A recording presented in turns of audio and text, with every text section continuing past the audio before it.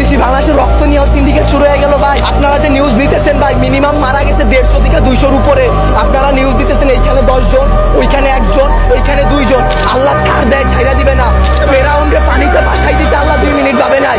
আমরা তো পাপিষ্ঠ জাতি, আমরা তো খারাপ জাতি, আমাদের ডুবাই দিতে আল্লাহ 2 মিনিটও ভাববে না। তারা 36 দিন পর তারা এনসিপি গঠন করে, তারা নির্বাচন চায়, তারা এই করে, তারা সেই করে, তারা বাংলাদেশের বালের উন্নয়ন করতে পারে না।